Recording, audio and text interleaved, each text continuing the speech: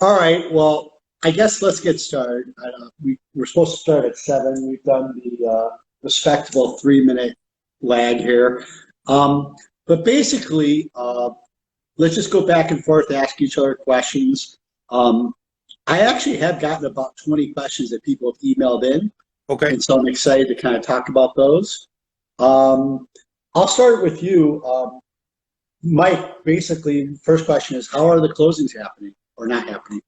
So right now the closings are all, going forward. There hasn't been anything, canceled, essentially because of COVID or anything. If you are not basically required to be there, you don't have to physically create something. Essentially, you're not welcome. And what that means is that if it's a mortgage deal, essentially you're going to need an original document at some point to get to the title company, sometimes same day, sometimes next day. That can mean just a buyer's attorney and a buyer. That can mean doing it off site and dropping it off. Some people are doing curbside. Seller side is pretty much not present for anything. So that's basically how it's going. And offices have been taking deals. Some have been closing. We're losing locations to close week after week, but they're getting done. So if the deals are ready to close, we are finding a way to do it. It's just, albeit parties at a lot of different places. Awesome. All right. So, it's definitely still going, but with a lot more questions about where is everybody. How have you seen the market? How has inventory and everything been kind of on your end? Well, there's a lot there. That's probably the biggest story now, Hmm. is inventory. There isn't any. We've been on a down cycle for inventory for several years, but this is the lowest inventory we've had since 2007. We've seen obviously like roughly 85 to 90% reduction of new inventory, and then the existing inventory has dwindled down. And so a lot of people are going to find this surprising to hear, but it is actually a seller's market right now. That can completely change when the stay-in-place order is lifted. We're going to obviously get an influx of buyers and sellers when that happens, and I can't obviously predict, if it could be more buyers or it could be more sellers. But as it is right now, it is a huge seller's market, and I think a lot of people are missing the opportunity to sell and get a higher price than they normally would because they're saying to themselves, sales are not going to happen.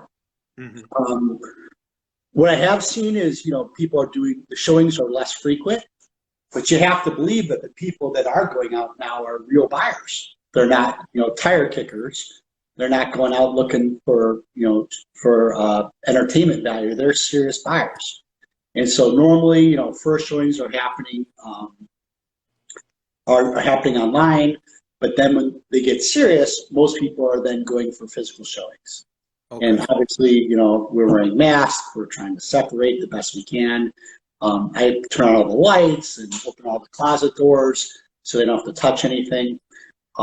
The other thing that's obviously happening, which is not surprising, is the online traffic is huge. Sure. So there's a lot of people who are, people call it real estate porn, right? Hmm. Um, People who are not even looking to buy go on to Zillow and Redfin and all the different sites, and they want to look at real estate. That's traffic has gone through the roof. Right. So what I've advised a couple of clients is who were waiting is let's go to market. And on the last 3 deals, I got one at 95% and 2 others at full price, where Hmm. we actually have sold these properties for more than what our CMA was and what we were expecting to get. Okay. Yeah, I mean, I figure that people are kind of at home surfing the net and have more time to realize what they like or don't like about where they're living. And it's obviously driving a lot of interest in what can happen. Plus, May, this is big month historically. I know we've always had our busiest closing months in May, so I would think this is definitely a time where you'd see a lot of activity. For sure, for sure. Let me ask you this, Mike. We obviously have a stay-in-place order where we're supposed to stay in our houses, but real estate is supposedly a essential job, and so therefore it's an exception in real estate. Whether it's really a true essential job, or it's we have a good political lobbying arm that, Mm-hmm. that got it deemed as essential. But bottom line is, real estate's allowed to happen. Right. But they did preclude showing tenant occupied apartments, right? Right. And so I guess and as I understand it, it's the Department of Economic Development. So it's not the National Association of Realtors or our professional groups. It's the Department of Economic Development says, hey, you're not allowed to show a tenant occupied property, which means it's leased out. Right. So I guess my question to you is, knowing a lot of people that are renting their places out, what's the kind of liability that they would have if they did, with the tenant's permission, show the property against the order? So it's an interesting question, 'cause on a massive, major 50,000 foot level, there certainly is discussions and inner working about immunity for litigation against COVID exposure. And part of that is because of the unknown and truly a guidebook on how it's transmitted and how long you're, able to transmit, and are you immune after you've had it. So it's a very unknown. It's also a matter of how would you be able to trace back where somebody may have picked up. Certainly you can say, I've only been around this person, but then I know I saw Mario Cuomo gave a speech about how it was interesting that some people who were sheltering in place were getting infected. So the liability question is a complete cluster right now. We have no idea how that would ever shake out. We're advising everybody it's best practices. If the tenants are agreeable to it, that's obviously a factor. It's almost an assumption of risk if they're allowing people to come in. So, everybody is essentially in a place where, as long as it's not forced. I did have a situation where a client was a tenant and the landlord was trying to force showings. And we ultimately, pushed back and said this wasn't something that we were going to allow at this time. And, it's a matter of them respecting kind of how everybody is handling this, and obviously guidelines. So I would say that the liability, as long as it's agreed upon, is not necessarily a sure thing or something that people would be concerned about at this point. Well, we have, as you know, a mutual client, Kirby, we'll leave his last name off of this, who's got a pregnant wife, and he's renting a place, and the property's supposed to close, and he's not moving out because he doesn't want to expose his pregnant wife.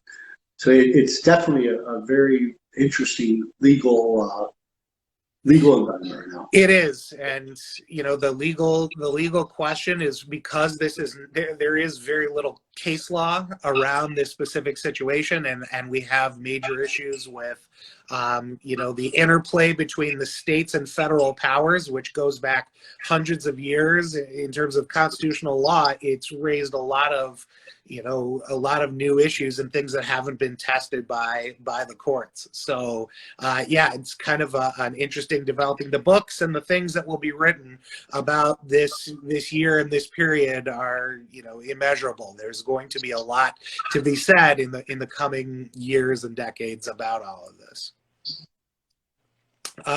Greg, one question I had from a client, how have you seen what I would call like the luxury market in the past versus how you see it in the future? I've heard some thoughts about that this will have a positive impact on the luxury market going forward. What's your kind of take on it? Okay, interesting. So my take is kind of the opposite. I think the luxury market is actually getting hit the hardest right now. I think over $2 million is getting crushed. I think over $1 million is getting very hurt. between 1,000,000 and 500,000 is, I would say, roughly in the middle. And under 500,000 for sellers is actually really, really strong. So it seems to be the higher the price point, the more the leverage is shifted to the buyer, and the lower the price point, the more the leverage is shifted to the seller. I'm not sure I can tell you for sure the reason why for that, but it seems like everything that is over $1 million is not moving, price changing, incurring lots of market time. Now, the market time obviously not a big of a deal as it would normally be. In fact, I think, like, for those who don't know this, MLS has a status called temp, or temp off market, or temp no showings. It's the same thing. But basically, normally, when you mark something temp, it would go against your market time. But now the MLS has changed their coding so that when you mark something temp, it doesn't even count as number of days on market. And then anybody who's reasonable is not looking at that. But the high price seller's market, and I do have a couple clients in that category. I had a buyer who was going to, it was a beautiful house in actually Glen Park, and it's about $1.5 million. And we actually wrote the offer and everything, but we didn't pull trigger on it simply for a combination of two reasons. One, he'd lost his, in the stock market and was feeling a lot poorer than he was feeling before.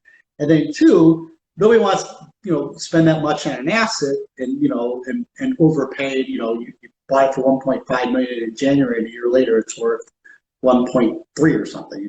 Right. So he just got cold feet and got scared. But I think, the under 500,000 market, people need a place to live, and there it seems like prices are actually strengthening, not weakening. It's an interesting thing. I have a close friend who, on a splurge, decided to buy a lake house because he's afraid there'll be nothing to do with his two small children all summer, and he's worried about being stuck at his home. And he said he just needed something to happen. So it's kind of an interesting move if you've got the funds to do it. To kind of look at that. Well, along those lines, a lot of people have been saying for years that the millennials with their college debt, they're not going to buy, and that they're the whole share economy and real estate could be a lot less popular among that generation than it has for the previous. Now people are saying with COVID-19 that the importance of home and having space and having your own shelter is kind of has been enhanced by the situation, So yeah, it's hard to know if that actually how that translates into real numbers in the market or not, but it's an interesting perspective. Greg, we had a question from our viewers. Did you see that one that just came up? It said, Wicker Park resident, why the Ask Nagel team? Do you want to tell them a little bit about why you're a go-to?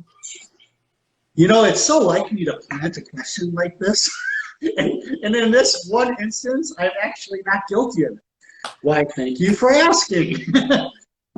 We specialize in the area, and it's our home field. We know the market better than anybody else.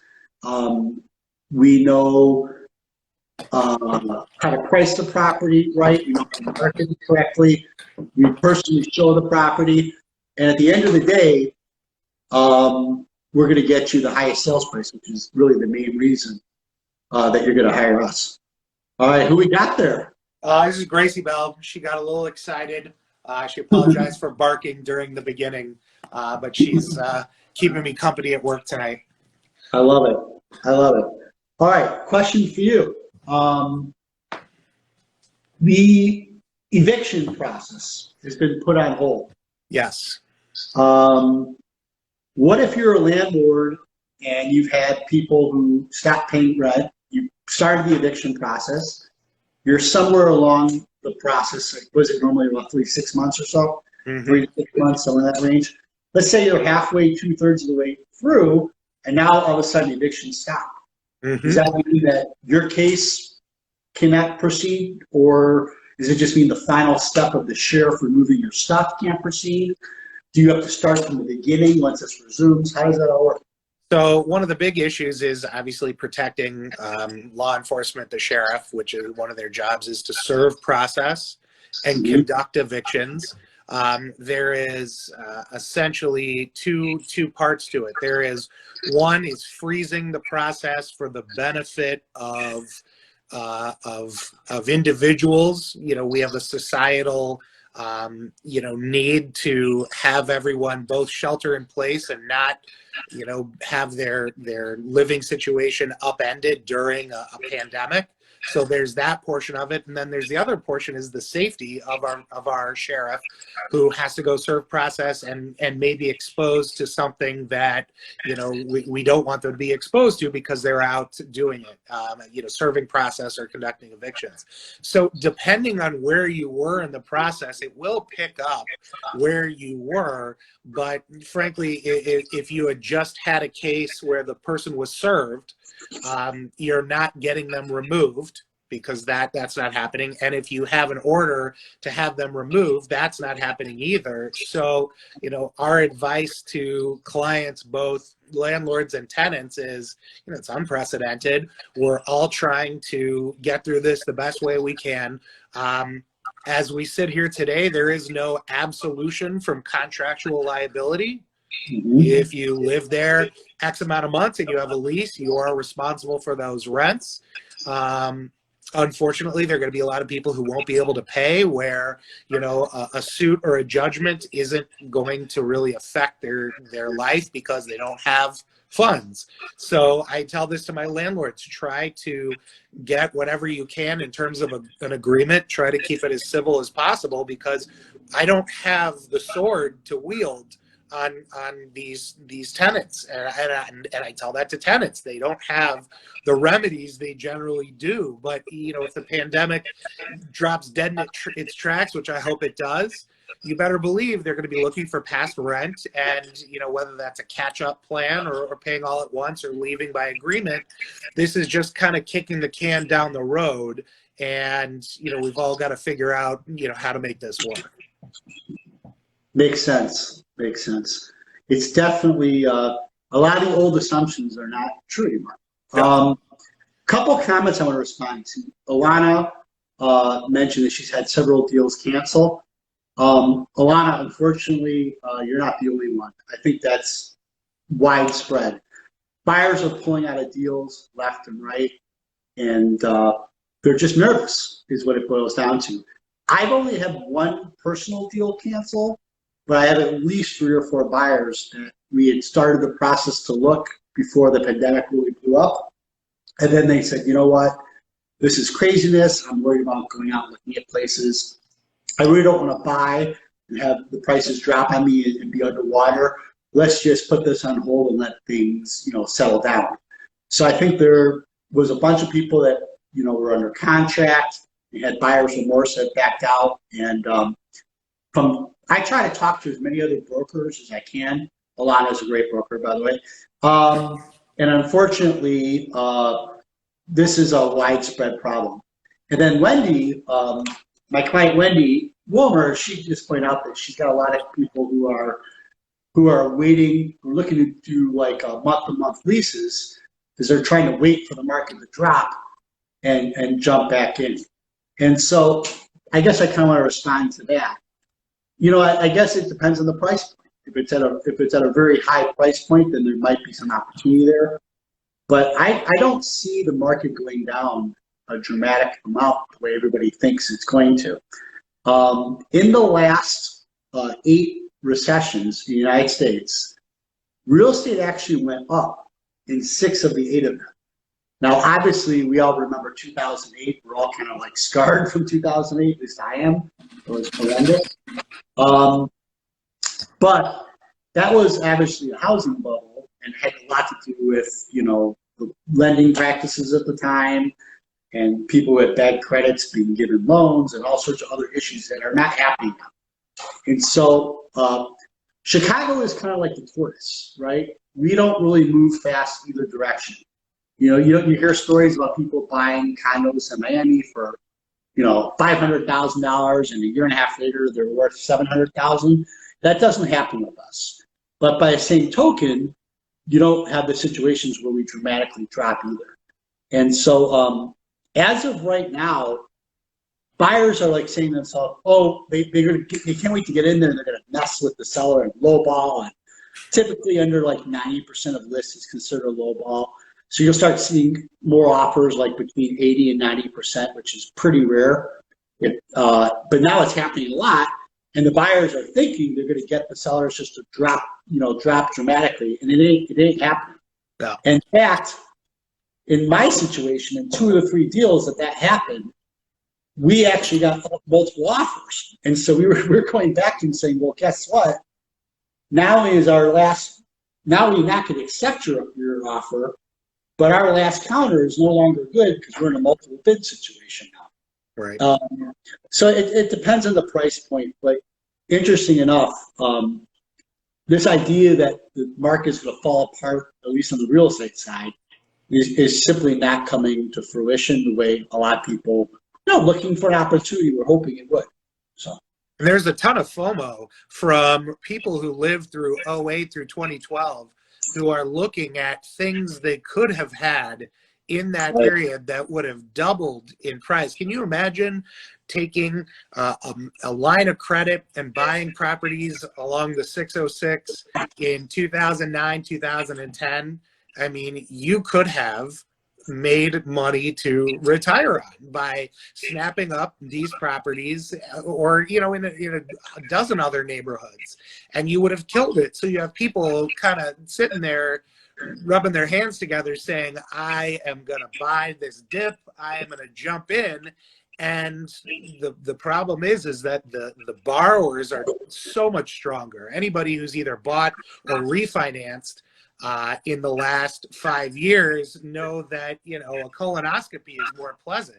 They get down into everything. And so not only are these borrowers stronger because they've been put through the owners stronger because they've been put through the paces getting financing, but the fact that financing was so difficult, you better believe they think twice before, a strategic default or putting the mortgage payment last. When we went through 08, they were like, oh yeah, we won't pay the mortgage. Look at how easy it was to just go down and sign on for this. It's a whole new ballgame. I think we've created a situation where they know if you are defaulting on this mortgage, it's going to be painful for you to ever get back to where you are. And I think that's a big reason why, so far, and I foresee, for whatever it's worth, that this is not at all comparable to the previous recession. So I'm going to follow up on that. Okay. We're going to see some increase in foreclosures and short sales coming out of this, right? Absolutely. And so in 2008, that was really what destroyed the market, right? Is you'd have a short sale or foreclosure in a condo building, and it would drive not just that condo's price down, but the whole building down, right? Mm-hmm. So here we're seeing prices hold up pretty good so far. How long is it till we start seeing that wave of foreclosures and short sales? And how big do you think it will be? And what do you think that impact will be on the market? Well, it's a good question, and truthfully, I look at prior to all of this, defaults were at all-time lows. Default to a degree is healthy. Default is part of the market. There is a default servicing arm of the real estate industry that is a part of the real estate industry, and that has a function and that has a place as well. So do I foresee an uptick? Absolutely, if for no other reason that they've been at historically low levels. So I see that coming back. I don't see it bringing down the market like it had before, just because the pool of buyers is strong and the rates are low. And so, yeah, I do absolutely see there being an increase, but not one that would rival, I think, anything in those previous years. And it's also a product of timing. Those foreclosures, especially when they were held up by robo-signing issues and lengthy, there was a time where a Cook County foreclosure with a little bit of pushback from an attorney on the homeowner side could go 3, 4, 5 years. And that was for a whole host of reasons. I think they've learned a lot from that. They've learned a lot. The industry has learned a lot from the power of modifications, because equity has come back to a large degree for many, not for everybody. So I think there's so many really recent lessons that make it less likely to have a total, meltdown to the point where you have a building that is just pockmarked with foreclosures, bringing down all the values. I totally agree with you. And I think that by the time that they actually roll through, we're going to be well into recovery at that point. And so I hope so. Yeah. And I think there'll be an opportunity for some people to get ahead and get some inexpensive property, but it's not going to be a ton, and it's not going to drive the market down like it did previously. So we had a question. The question was, are there any particular neighborhoods that are better buy opportunities than others in light of the pandemic? And it's absolutely not a dumb question. I would say that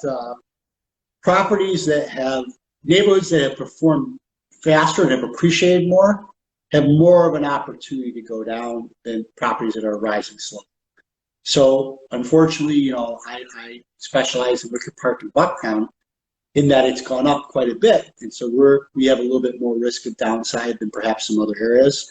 Certainly West Loop has some opportunity for downside, but generally speaking, places that appreciate quicker are quicker on the up and quicker on the down.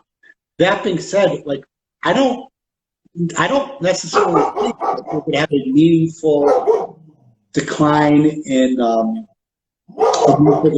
value. So I'm hopeful that it won't matter what neighborhood you're interested in. I think you're right, and personally, as opposed to neighborhoods, I fall more in love with the thought of a single family home, especially for for people in the city. As the years go on and these major social centers continue to erode, the thought of a single family home as something that is customized for a family or a couple as their source of a social center, I think is, even before the pandemic, I have the opinion that the HD television has forever changed movie theaters and sporting events, because you remember watching football in the 90s. You could watch tape on it now, it's awful, but you watch a football game now and it's as if you're there. And the point is that I see people taking more advantage of larger structures that maybe in the past have held 2 or 3 units and really going all in building or renovating into single family homes.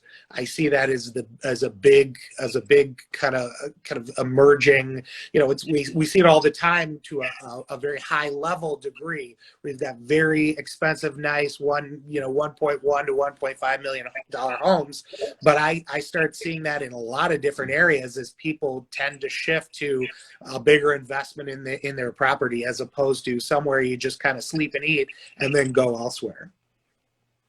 I agree. So are you out looking at properties right now, or what's your day-to-day right now? So I've had a bunch of buyers put our searches on hold, but I am working with a couple of buyers actively, and we are doing the virtual tours and the Matterports and the real 3D first. But then if my clients are interested and we want to do a second showing, then we're actually go out and doing live showings. Okay. Now, when I would work with buyers in the past, we might go out and look at 4 to 10 properties. That's not happening. If we're going out to look at a property, we're looking at usually almost always just 1 and maybe 2. Mm-hmm. So the tire kicking is out, but we're still going out and looking only once we've gotten past round 1. Okay. Got it. I'm going to ask you another question. Yes, I am single. I could probably help you. I know some young ladies for you. how would you go about, let's say you are laid off from your job, and let's say you're obviously having some cash flow issues. How would you, and let's say you own a condo, you've got a mortgage, how would you approach your mortgage company, or would you not? I think that, obviously that if you are an owner and you've got a mortgage, you do have options right now in terms of forbearance plans. The difficulty with those is when the forbearance ends, they're looking to recover not only money going forward, but the money that has been, suspended by non-payment. I think that especially if you have a mortgage and your payment is actually going to something beneficial, such as a reduction in your principal, that's got to be, priority one, aside from feeding yourself and medical, et cetera. But I would think, approaching your lender to see what options they have, short-term forbearances, modifications, et cetera. The lenders have gotten much better at being open to these situations. There are always, other things that can be done. If you can, borrowing money is always difficult and a tricky kind of thing, but staying current, not sacrificing your credit, because mortgage rates are real difficult.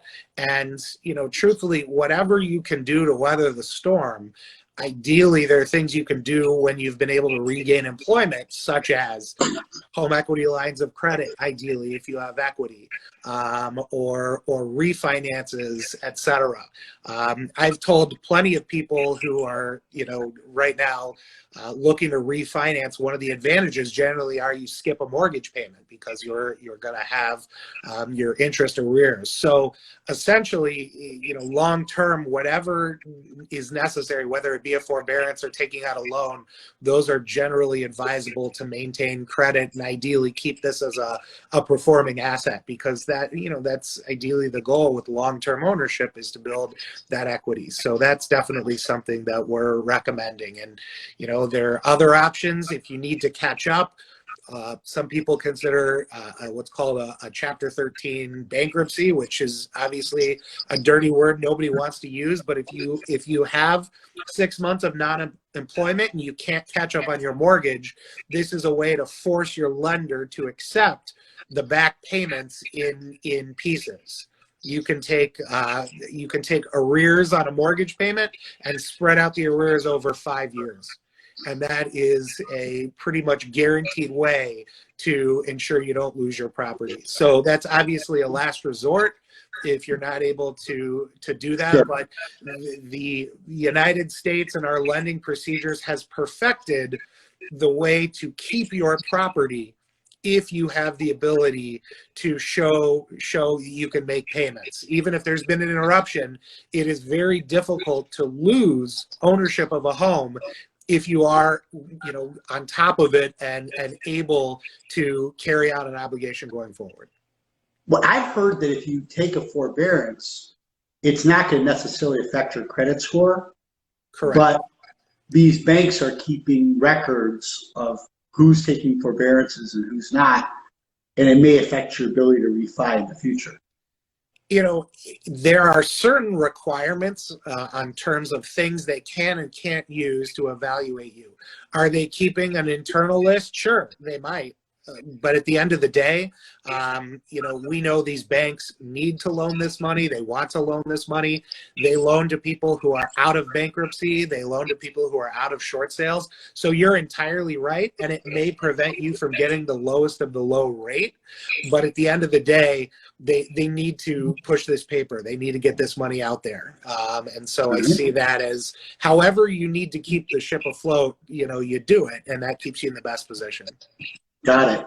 All right, couple questions. My friend Arnie asked a question: if you had $500,000 to invest in the housing market, how would you go about it? Arnie, I would say it depends on your situation. If you're happy with your primary home, the best investment in real estate is multi-unit apartment buildings. They're the cash flow and generate, they're positive cash flow, and you can get as much as 20-30% of your money annually on those. But if you're not currently happy with your home, then obviously upgrading you're getting everything you want. Like I know your situation, you've got a killer place, but you don't have a garage, and you regret that. So maybe buying a more expensive place would be the way to invest your money first. But after that, I would look at multi-unit investment property. Another question thrown out there. Oh, it's basically asking if people if there's an exodus out to the suburbs. You know, it's hard for me to say that. I've got a fair amount of clients that move out to the suburbs routinely, but I also have a fair amount of clients that I'm researching the schools very hardcore, and we're setting up school visits and whatnot because they want to stay in the city.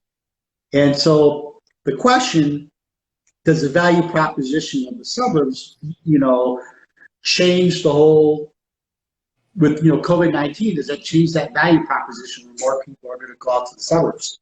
I've heard from other realtors and from watching different real estate programs that that's what they're prognosticating is going to happen. Have I actually seen that happen yet? Or I can testify to it firsthand. I can't. I would think most people realize this is a semi-temporary situation, and this too shall pass, and it doesn't change people's opinions of what they want to do, but it's hard to say. So I guess, I'm going to punt on that question and say, not sure. And then one more question. This is a toughie here. You guys are throwing out the hard balls. Any thoughts on the recent news on coach houses and the possibility of Chicago allowing them to help with affordable housing? You want to take a crack on this one, Mike? Yeah, there's been a whole lot of, action. Did you see the lift on the moratorium in building residential in Fulton Market? I was reading about that today. The possibility of coach houses, yes. I think that everybody is trying to get ahead of the effects of what's going on now to ensure that it doesn't create the kind of gully we were stuck in for many years. The coach houses relates to the change in Chicago's building code. Like Chicago has had its crazy own building code, been on its own island doing its own thing forever. It's been a long time. And then this year, we have a new building code that is much more consistent with what the rest of the country is on. Mm-hmm. And there's a lot of advantages to it. And one of those is the changing of how they're treating coach houses. There's changes on the rules regarding ceiling height. I think it went down from 7'2" to 6'10", to allow more gardens to become viable in housing. And so the change in building code is very interesting, and it is also it's making a lot of these coach houses that are grandfathered in more viable as for people to invest in and to buy. Yeah, I think affordable housing is definitely a hot button issue.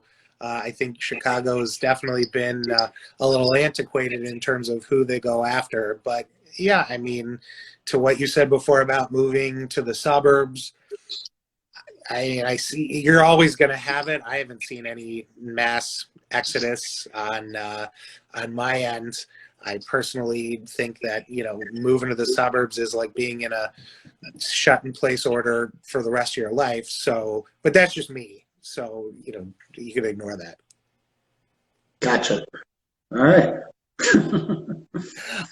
So Greg, let's just take into account. Let's say I'm a seller, and I'm on the fence. You're saying you think it's a strong seller's market. What would you tell me if I'm looking to sell, perhaps my starter condo in the city, or even a property that I've had for some time that maybe is in a neighborhood that's really appreciated? Is now the time to list? It very well might be. There's right now properties are selling very quickly because there's absolutely no supply. Now, I think there's a lot of realtors that said, let's hold off going on the market till the stay-in-place order was lifted, right? But then there was a few brave souls that listed despite that, and a lot of them were rewarded because there's simply no supply out there, right? Mhm. Some people are saying, oh, I'm going to try to go on the market 1 week before the stay-in-place order is lifted, so I can kind of preempt everybody else. Yep. And then, of course, there's another possibility versus just listing on the MLS, which is to use something called Top Agent Network. And Top Agent Network is an off MLS tool to market properties that is only available. You have to be a top 1% producer, and you have to pay, I think it's like $500 a year to join. And there are some advantages to using something like Top Agent Network right now because there is no market time and there is no pricing history. So Mike, if you were going to list your property and you were like, I'm not sure if I should list it at $4.99 or I should list it $5.25. If we were going to put it on Top Agent Network, I would say let's put it at $5.25. Let's go on the high side, right? Mm-hmm. And then also, if you were afraid of listing it because it might just sit there with no action, well, there's that downside of incurring that market time on the MLS because in Top Agent Network there is no market time, right? Right. So, like, I think there's a real opportunity to, if you're not going to go on the MLS, to at least go on Top Agent Network. Okay. And I do want to say one thing about Top Agent Network. You are still paying a co-op to the other broker. So this is not a case where, the broker using Top Agent Network is going to make a double commission because they're cooperating with the other side. But I think in a market like this, when you're not sure if you want to be on the market officially, it's a way of being out there without fully being out there and having negative aspects of it. So I think it's almost nuts not to at least try being on Top Agent Network. Sure. And then if, perhaps going on the MLS for a couple of weeks and test the market. The opportunity to get lucky actually exists right now. And that's not always the case. Well, that's good. That's good. It's really good advice. Let's see here. Another question for you.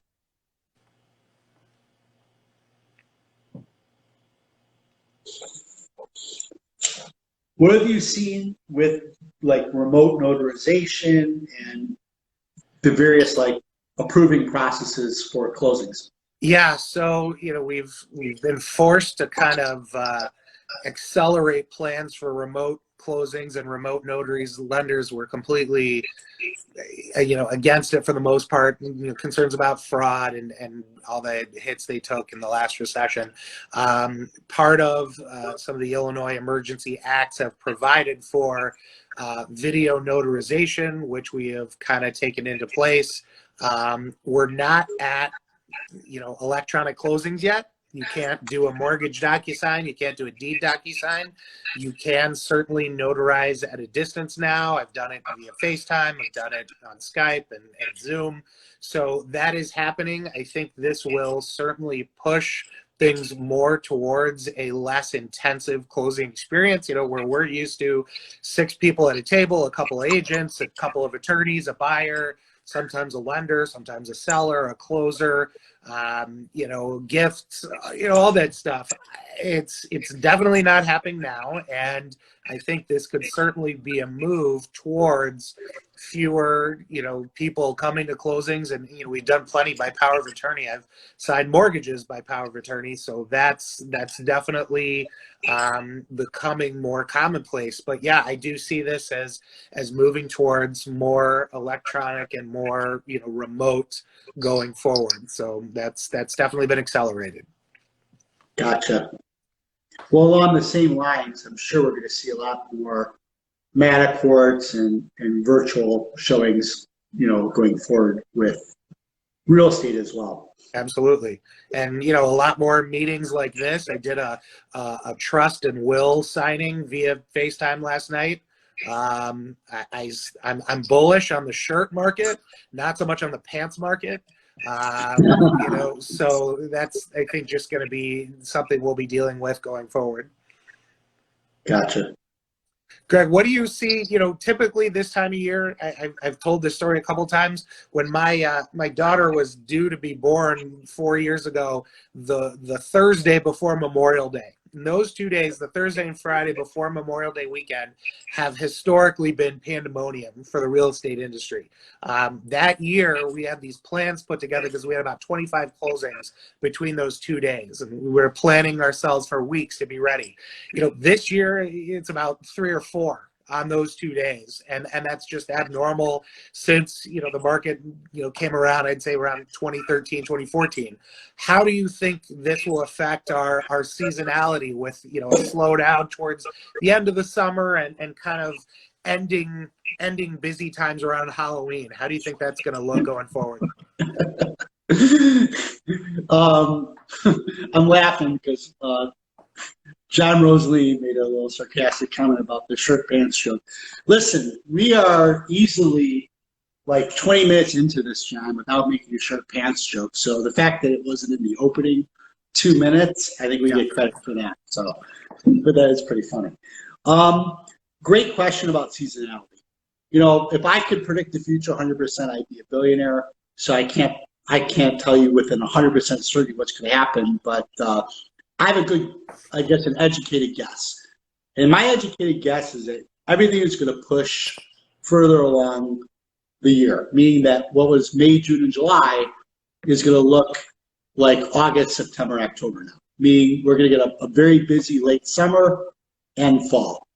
I don't think the increase in that in July, August, and September are going to compensate for what we lost in April, May, and June, but they easily could be twice as busy as they have been historically.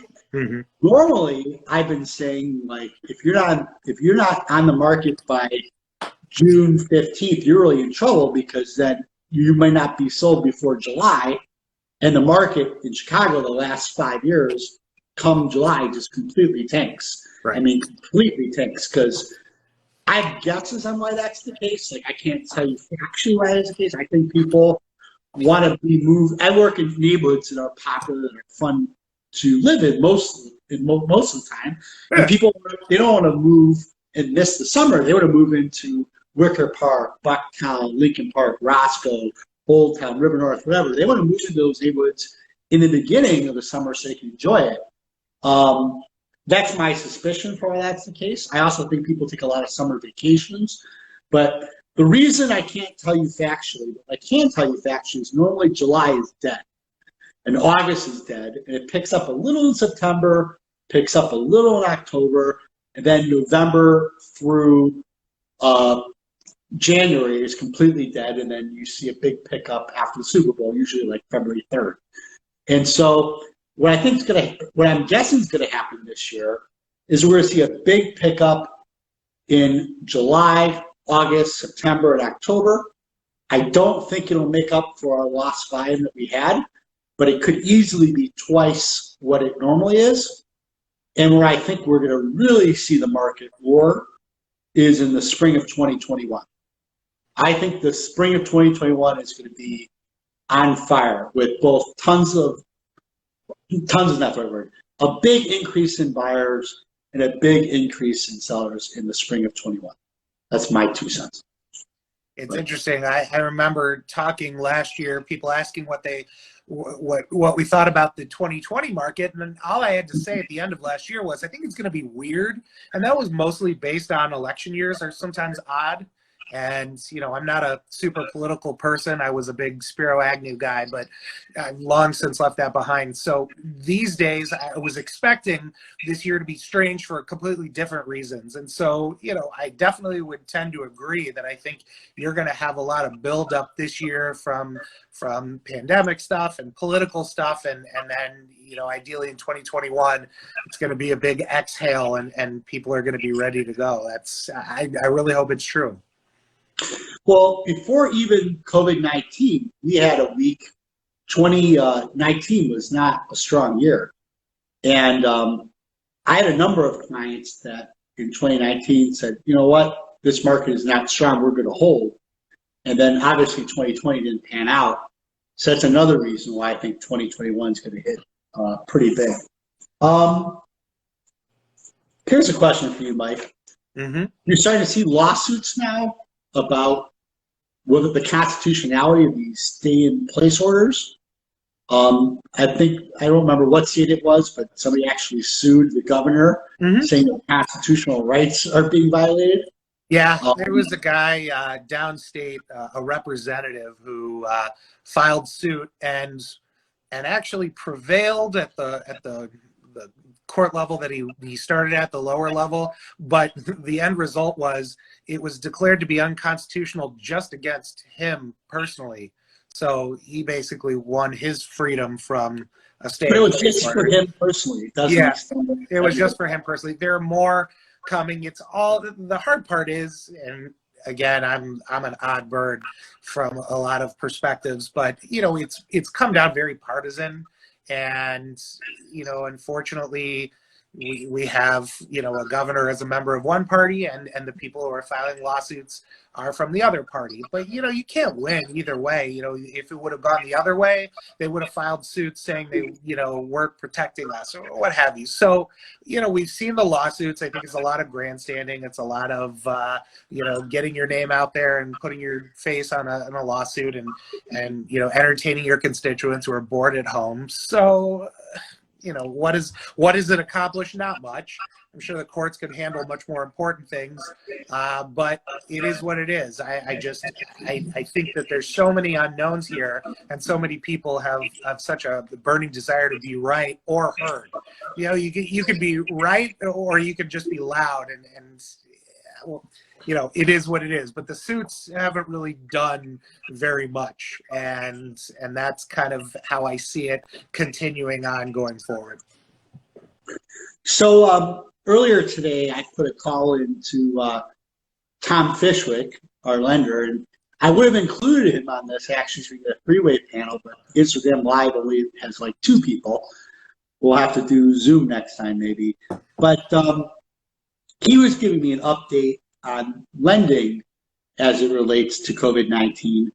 And I've seen a bunch of situations where people's lenders are not getting loans done on time, and we're having to push closings. Have you seen that, Mike? Yeah, I've seen that. There's any number of reasons. There's it seems like there's an extra level of employment verification for obvious reasons. Anybody who's relying on an industry that is in peril right now. I'm dealing with a loan that involves a rideshare driver who has not had the demand that he's had in the past, and that has directly affected his loan. So I would say the more, and at the same time, lenders, Tom's team is great. They do a fantastic job, but you have other smaller operations that are thin in terms of staff, and people are working from home and adjusting to new things. So a lot of logistical things that's really no one's fault, but they are pushing loans. My experience is, for the most part, sellers have been very reasonable in terms of expectations. I think they're glad their deals are actually going to happen. But yeah, we have seen some logistical issues here and there, kind of based on just what we're all dealing with right now. Yeah, it seems like the big banks are really struggling. I mean, they're doing PPP loans. They're doing forbearances, they're doing tons of refinances and stuff, and they're getting overwhelmed. And if you think back to like 2008, when things were really bad, it was much easier to get a loan with a mortgage broker than it was with a big bank. Absolutely. And it seems like right now, like 6 months ago, you want to go to, Chase, or you want to go to, Chase is a bad example. You want to go to Bank of America, or you want to do it with Guaranteed Rate or a Pro or whoever. There wasn't that much of a difference, but it seems like right now that the mortgage brokers are in a much better position to get these loans done much more timely. I mean, they're not holding on to loans where they have to do the forbearances. They're not doing PPP loans. Right. So Tom is saying like his teams had no delay. This is Tom Fishwick of Guaranteed Rate. Quick plug for him. I think the best lender in Chicago, but he's saying he's seeing no delays in them getting loans done. And he said the same thing like you. A ton of income verification is happening. one of the brokers on my team was telling me that Tom Tomic was telling me that he had a client who had his income verified 3 times in the final week before the close, Absolutely. which seems pretty crazy. Nothing. So I guess the last point I was going to make about lending, which is interesting, is that jumbo loans with less than 20% do not exist anymore. If you don't put at least 20% down on a jumbo loan, you can't get the loan, which I think is kind of interesting. Yeah, I know Chase has come out saying they're not doing, very much with less than 20% down. My experience still is, the brokers are the way to go. You've got to get in front of somebody who's got multiple loan products and multiple, opportunities, even some portfolio loans if possible, to get you into, and all the more reason. I mean, you had mentioned before, somebody goes to a B of A. If you're walking into a B of A to get a purchase mortgage, I mean, God save your soul. It's literally a morale crushing experience. But yeah, the brokers are the way to go for so many reasons. But yeah, in terms of those jumbos, you're going to see a period of interruption, I think, to a degree. But if you're not getting, what I would say to any client, if you're not getting the product that you want from whoever you're talking to, there is no set 5 different loan products. There are hundreds and hundreds. Talk to somebody else. Get second, third, fourth opinions before you kind of give up. I agree. So one of the questions that came in that was sort of interesting was asking about Airbnbs. And let's see if Wendy came back on. Yep, she is. And from talking to her and talking to some other people, I'm hearing that Airbnbs have just been devastated. Because obviously the travel industry has been hit probably next to hospitality, restaurants the hardest. Mm-hmm. And so, a lot of people have created these Airbnb empires where they own multiple properties and they do their own maintenance and housekeeping, and they're doing a lot better than what you would traditionally do with like 12-month lease with more effort, more perspiration goes into it. Mm-hmm. But apparently Airbnb people have really been hit.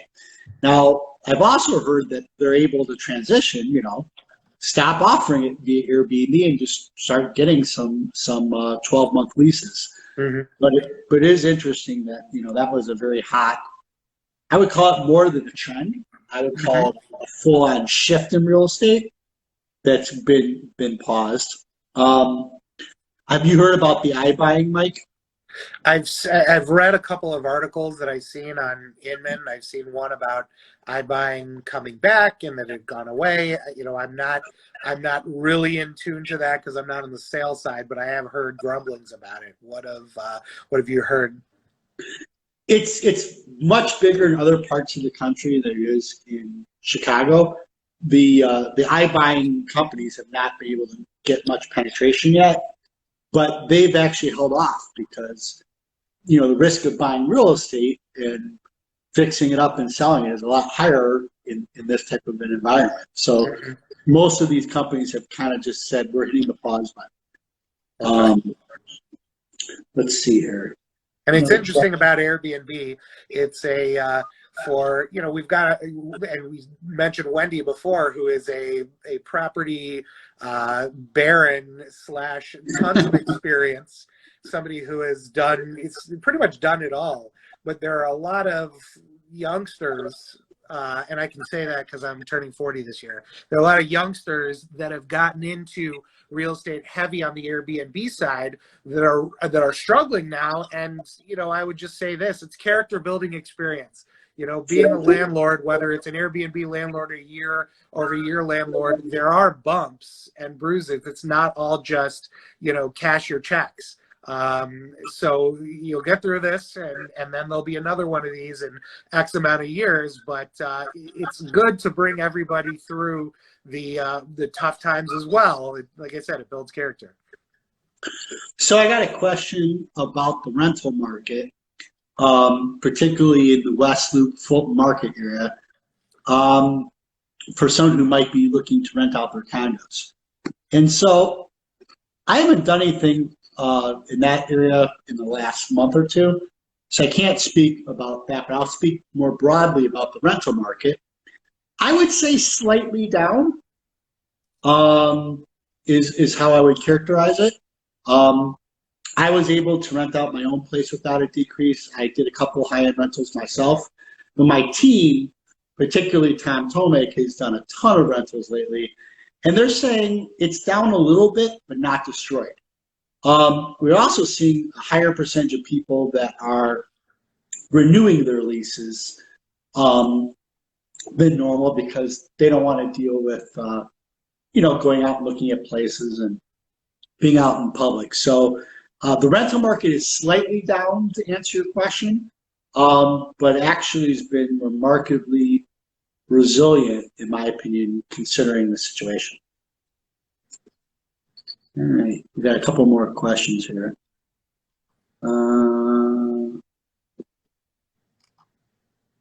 Wendy's making the point that at least she doesn't have tenants on rent strike. So I'll answer that, but then I want to hear what you have to say, Mike.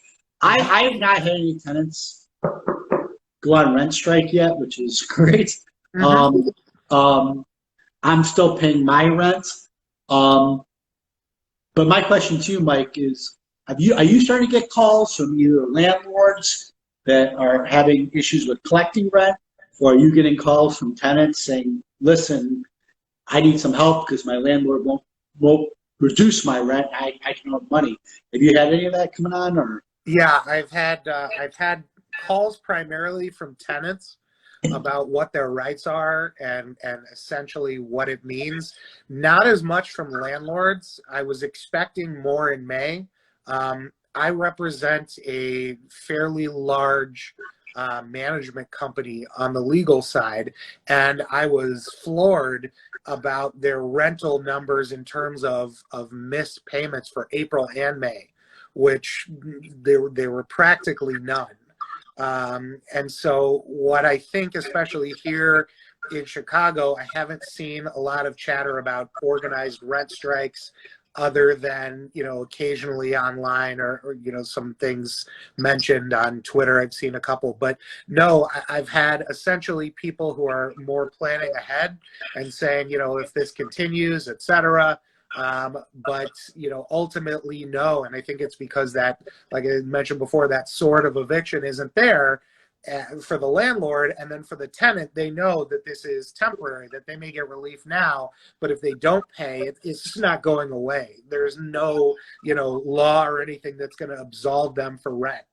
It's kind of like during the last recession, everybody was asking about principal forgiveness on mortgages, and that happened to 0.0001% of the people involved to have principal reductions. That was a total unicorn. So here, I think people are just kind of being cautious, but I have been surprised now that we're through our second rent cycle that I haven't heard more from either landlords or tenants. And that's not indicative of anything. That's my own anecdotal experience. Yeah, it is interesting. I guess people are trying to honor their commitments the best they can until the rubber really meets the road, right? Yep, absolutely. Question about the commercial market versus residential. So, as an Illinois licensed broker, I'm technically allowed to do commercial. I've done about 4 or 5 commercial deals my entire career. I'm not an expert in it.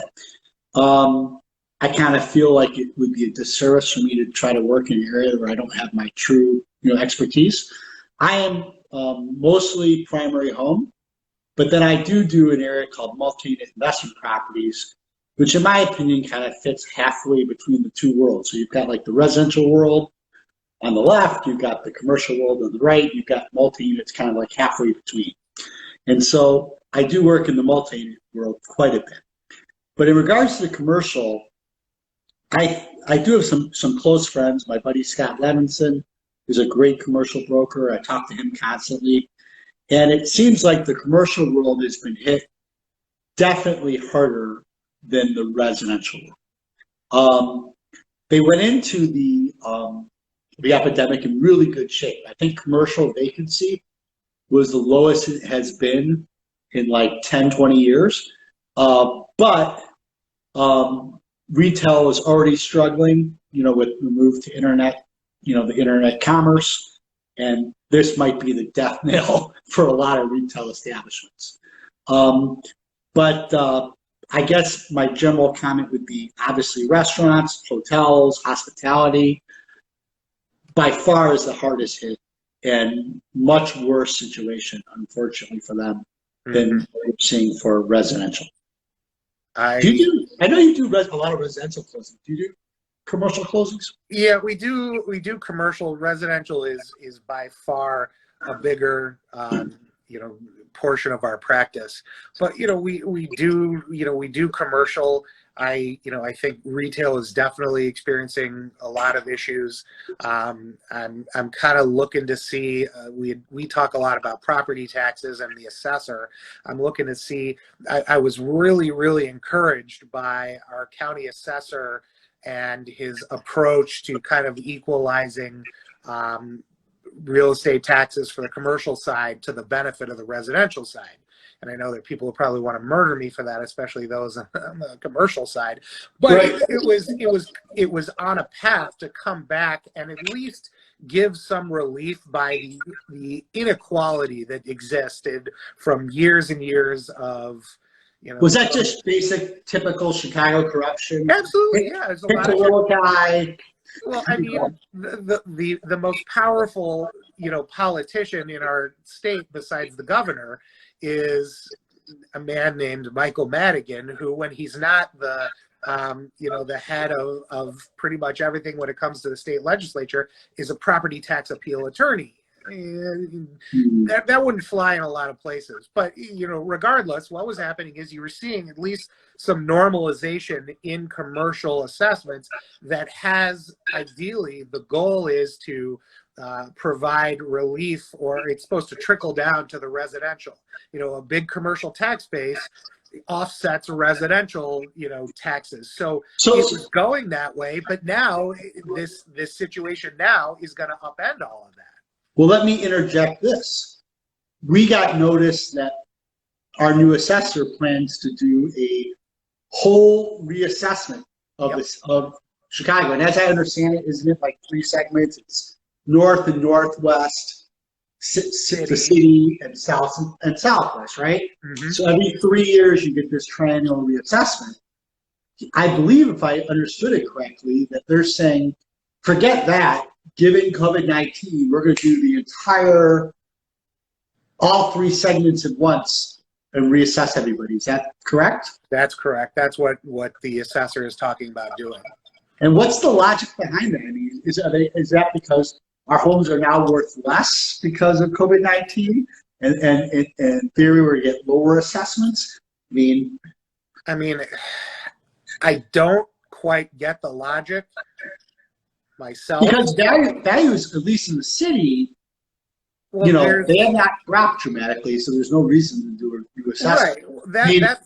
That's my first thought. My second thought that I was kind of mentioning before is, now that we're really in a really hurting, place where the commercial's hurting, is the reassessment going to scale back some of the increased assessments on commercial? I mean, that was my hope when I did a presentation last fall, was that I was enthusiastic for people in the residential side. I said, they're finally getting it right to a degree on commercial, which should help us all over the long run. Well, now with commercial, really getting dumped on, I think the prospects for that levelization are much more bleak. So I don't know. I'm actually really intrigued to see what happens. I own a commercial and a residential, and I appeal the hell out of both of them, and I'm honestly kind of intrigued what it's going to look like. And even if you raise commercial assessments, if half these places go out of business or half these properties are surrendered, and they apply for the tax status for a commercial as unoccupied.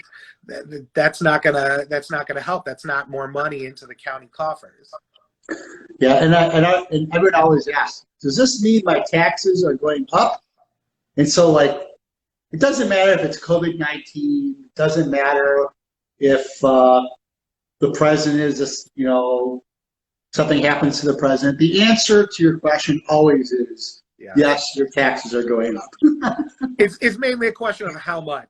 And Right. as you educate people on often, as I do in the office, you just don't ignore it. They're going to go up, but by how much really depends on what you do and how you address that fund bill twice a year.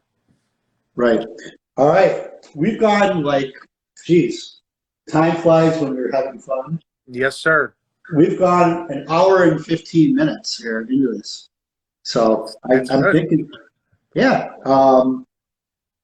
So I'll give a quick plug. If you are looking for a great attorney who specializes in real estate, who is in the Roscoe Village neighborhood and is a man of the people, who also is an expert in bankruptcy, I recommend Mike Gunnarsson of the Gunnarsson Law Firm.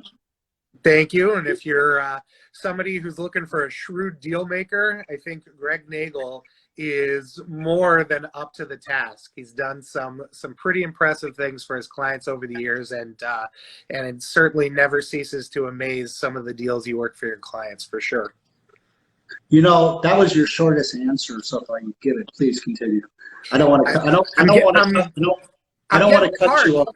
I'm out of coffee and I'm getting a little parched, so I got to make sure I replenish. All right. So on behalf of me, Mike, and Mike's dog, thanks everybody for watching. Thanks for coming out. And stay safe and be well. Take care. Thanks, guys. Thanks, Greg. Thanks. Take care. Thanks, guys. Thanks, Greg. Thanks, Mike. Cheers.